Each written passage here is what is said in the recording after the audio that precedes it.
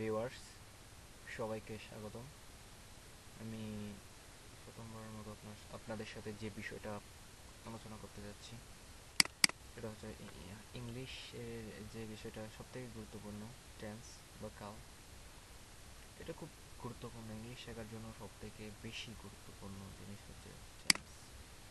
টেন্সটা হলো ইংরেজি গ্রামারটা মানে সঠিকভাবে লেখার একটা পদ্ধতি, যেটা না পারলে আপনি কোনো কিছু আন্দাজ করতে পারবেন না। তো প্রথমে আমি যা দেখাতে যাচ্ছি, আপনার টেন্সের এই সংজ্ঞাটা ভালোভাবে দেখুন। কোনো ভার্বের কাজ কখন সংঘটিত হয়, হয়েছিল বা হবে তা নির্দেশ করার জন্য ওই ভার্বের যে রূপ ব্যবহৃত হয় তাদেরকে টেন্স বা ক্রিয়ার কাল বলে। বোঝা যাচ্ছে না? মনে করেন কোনো ভার্বের কাজ, যে কোনো একটা ভার্ব, তার ভার্বটার ভার্বটার কাজ কখন সংঘটিত হয়েছিল বা হবে। এখান থেকে আমরা তিনটা বিষয় পাচ্ছি। তার মানে টেন্স বা ক্রিয়ার কালকে সাধারণত তিন ভাগে ভাগ করা যায়। এটা হচ্ছে হয় হয় মানে বর্তমান কাল, প্রেজেন্ট টেন্স। তারপর হয়েছিল, ফার্স্ট টেন্স, অতীতকাল। তারপর হবে, এটা হচ্ছে ফিউচার টেন্স মানে ভবিষ্যৎকাল।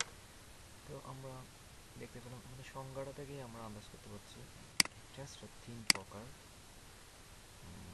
প্রেজেন্ট টেন্স বর্তমানকাল, ফার্স্ট টেন্স অতীতকাল, ফিউচার টেন্স ভবিষ্যৎকাল। তো আপনারা ভালো করে খেয়াল করবেন। দেখেন ফার্স্ট টেন্সের মধ্যে আবার ফার্স্ট টেন্সকেই আবার চার ভাগে ভাগ করা যায়। ভালোভাবে দেখেন আপনারা।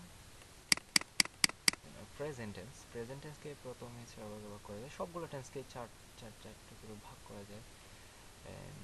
মনে করেন present indefinite tense, present continuous tense, present perfect tense, present perfect continuous tense.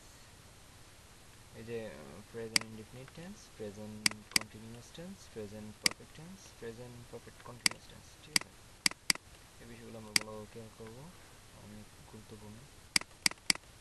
তো আশা করি এতটুকু পর্যন্ত সবার ভালোভাবে আন্দাজ হয়েছে বা বুঝতে পারছি মানে টেন্স কাকে বলে, কত প্রকার, কয়টাকে কত ভাগে ভাগ করা যায়। তাই তারপর আমরা আসলাম একটু বিস্তারিততে যাই, বিস্তারিত আলোচনা করতে হবে। প্রেজেন্ট ইনডিফিনিট টেন্স, বর্তমানকালে কোনো কাজ অনির্দিষ্টভাবে, ঠিক আছে বুঝতে হবে, অনির্দিষ্টভাবে হয়, ঘটে, চলে, এরকম বোঝালে, চিরন্তন সত্য এবং অভ্যাসগত সত্য বোঝালে তাকে প্রেজেন্ট ইনডিফিনিট টেন্স বলে। ঠিক আছে, বর্তমানকালে কোনো কাজ হয়, ঘটে, চলে, চিরন্তন সত্য বা অভ্যাসগত সত্য বোঝালে তাকে প্রেজেন্ট ইনডিফিনিট টেন্স বলে।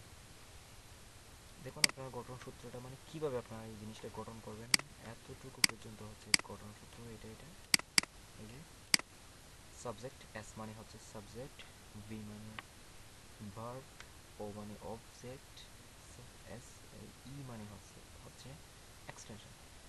বিষয়টা ভালো করে বুঝে নেবেন। মনে করেন আপনাকে কি কি বিষয়গুলো মানে লিখতে হবে। প্রথমে সাবজেক্টটা লিখতে হবে, ভার্ব লিখতে হবে, অবজেক্ট লিখতে হবে, এক্সট্রা যে কোনো কিছু থাকলে ওইটা আপনাকে লিখতে হবে। ঠিক আছে, তো আমি এক্সাম্পল স্বরূপ আপনাকে বুঝিয়ে দিচ্ছি। মা প্রতিদিন পত্রিকা পড়েন, একদম সহজ একটা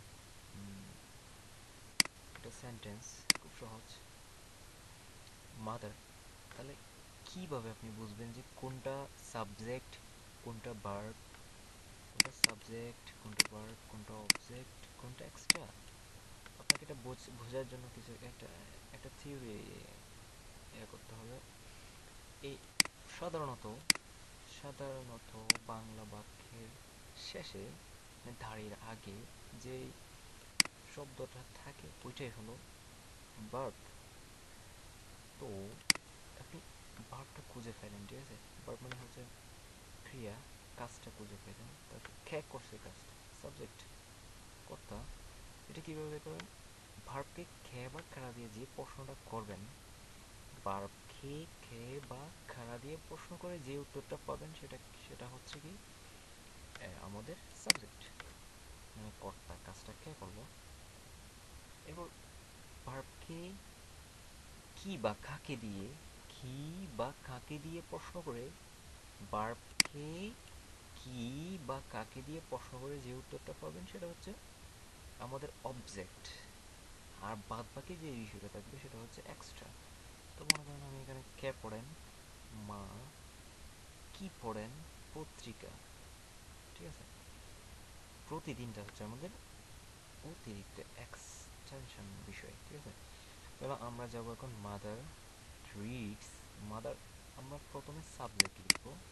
আমাদের সাবজেক্ট পাইছিলাম মা, মায়ের ইংরেজি হচ্ছে মাদার। ফরেন, ফরেন ইংরেজি হচ্ছে রিড। রিডস কেন বসলো সেটা আমি বুঝে দিব। তারপর এই কাকে পড়েন, পত্রিকা, তাহলে নিউজ পেপার। তারপর আর বাদ বাকি যে জিনিসটা আছে এভরিডে, এটা হলো প্রতিদিন, এটা হলো আমাদের এক্সট্রা বিষয়। তাহলে এখানে রিডস কেন বসলো এটা একটা প্রশ্ন হতে পারে।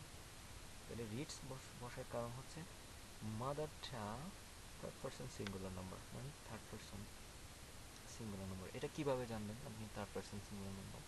সাধারণত আপনি আমি, আমরা, তুমি, তোমরা এই বিষয়টা ছাড়া পৃথিবীর বুকে, ইন দ্য আর্থ, যতগুলা বিষয় আছে, যতগুলা বস্তু, প্রাণী, যাকেই বোঝানো হোক না কেন, যদি আর যতগুলো জিনিস আছে সবগুলাই হচ্ছে থার্ড পারসন। সিঙ্গুলার কি প্লুরাল এটা আপনাকে যাচাই বাছাই করে নিতে হবে। সিঙ্গুলার মানে হচ্ছে এক বচন, প্লুরাল মানে হচ্ছে বহু বচন। তাহলে মা তো এক বচন, ঠিক আছে। মা যখন এক বচন, তো থার্ড পারসন সিঙ্গুলার নাম্বার হলেই যে আপনাকে কি ব্যবহার করতে হবে, ভার্বের সাথে এস বা ইএস যোগ করতে হবে। তাহলে এখানে আমরা অনেকগুলো বিষয় পেয়ে গেলাম। তারপর অন্যান্য বিষয়গুলো আপনারা এখানে একটু একটু একটু দেখে নেন। আমি আপাতত এতটুকু পর্যন্ত, নোটস পর্যন্ত আপনারা একটু ভালো করে দেখেন। এরপর এগুলা আমি আগামী ক্লাসে আলোচনা করব। তো এখানে ইনশাল্লাহ আমি বুঝে দিতে চেষ্টা করলাম, আমার জানি না কতটুকু পারলাম। পরবর্তী বিষয়গুলো আপনাদের আরও ভালো করে বোঝানোর চেষ্টা করব। Okay fine, good bye.